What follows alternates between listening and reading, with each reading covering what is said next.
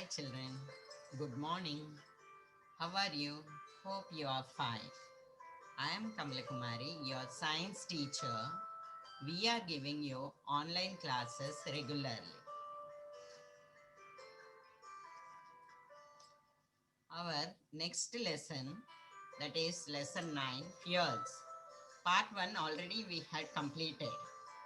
So what did you learn in part 1? The types of fuels, uses of fuels, domestic fuels, fuels for transportation, fuels for generating electricity.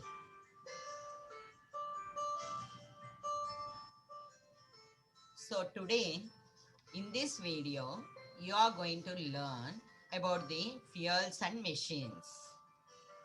Earlier household works were done manually, but nowadays we have machines for every work to make our work easier and to time consumption, less time, within less time and within no pain, isn't it? So such machines are washing machine, which is used to wash clothes. In your house also you can see this washing machine. Dishwasher, this usually used for washing utensils. Spinning machines are also there for spinning cotton and all. And you have grinders for grinding. Weaving machines are there to weave clothes. You can see the examples here. You can see the picture, children. What is the first one? It is washing machine. In this washing machine, you will find the dryer also. Dryer, the clothes will be washed and dried. You can see both here. And here the mixie, where the jars are present. You can grind wet or dry also. You can see in your house. So manually we are not doing this, machines only.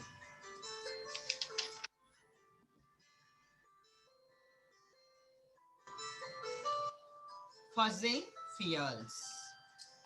So what are fossil fuels? Fossil fuels are formed by the decomposition of animal and plant matter buried deep under the surface of earth at high temperature and pressure. It takes millions of years to form these fossil fuels. So here you can see the picture. What is the first one? Coal. It is a fossil fuel. Here the petrol. Petrol is also a fossil fuel. Main fossil fuels. There are three main fossil fuels. They are coal, crude oil. Crude oil is nothing but petroleum, it is called, and natural gas. So let us learn each one separate. First of all, what is a coal? Coal is a combustible black sedimentary rock. It is used for production of heat and electricity. Where do you get this coal? Underground. There are big coal mines are there. So this coal mine area, the coal will be extracted from the underground. You can see the picture, children.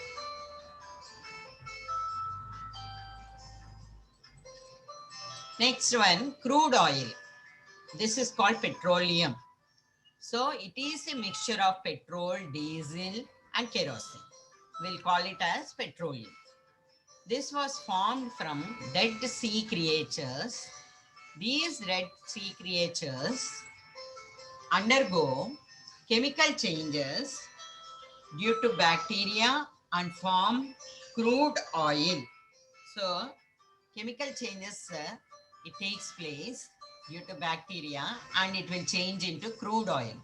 Where do you get this crude oil? This is also underground only. They will extract from the underground. So you can see this petrol bunk. Petrol bunk, what do you see? You will find petrol, isn't it? So from this crude oil, petrol, diesel and kerosene will be separated. Is it clear, children? Our next one is natural gas. This is also formed from dead sea creatures. It is often collected when drilling for oil.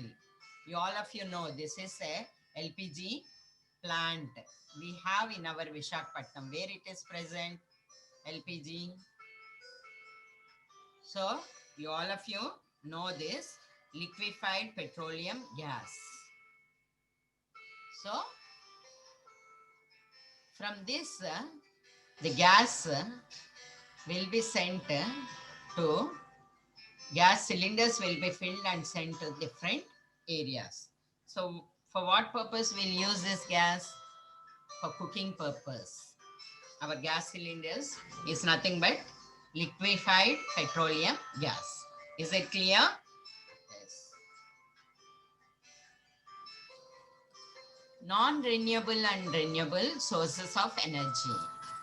Sources of energy which once used cannot be readily replenished are called non-renewable sources of energy. So, what is replenished? That means we cannot get it back once if we use it. Those are example coal and petroleum. You can see coal and petroleum. These both, if we use it, we will not get it back. It takes millions of years to form this. Why? Because the dead buried animals and plant matter, it had to change to fossil fuels. It takes millions of years. So, we have to use it very rarely and we should not waste it. Next,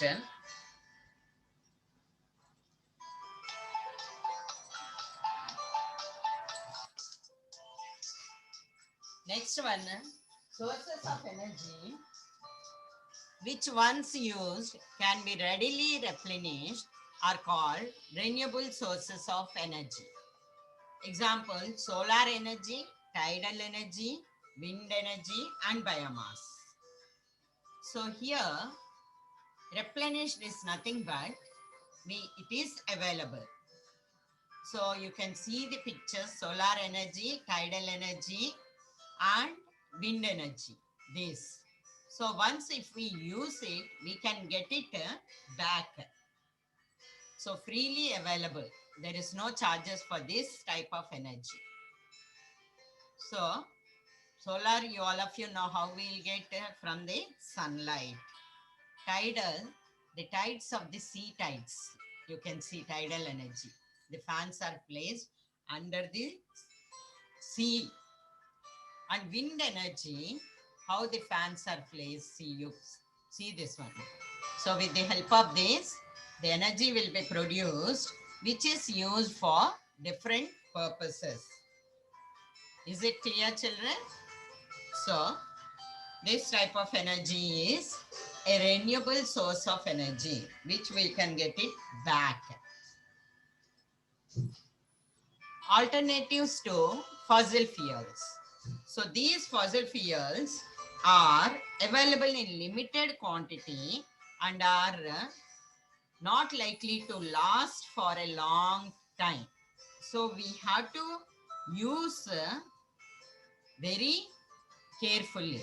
We should avoid wastage and take suitable steps to minimize their use. For that purpose, we have to share our auto or car or public transport. We have to use public transport. Why? Because buses, metro trains for traveling within the city to avoid wastage. We can share or nearby places we can walk instead of using our motorbike or car. So it will also avoid pollution. We should avoid environmental pollution also.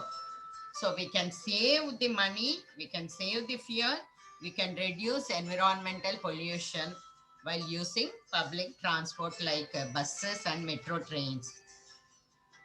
So there are other fuels like solar, wind, and tidal. We all need to take adequate steps to avoid environmental pollution. So we have to save our environment by saving our fuels, money. Is it clear, children? With this, we had completed our lesson 9 fuels. You go through this video and note down the main points.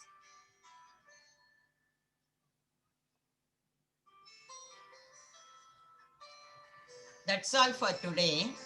Thank you, children.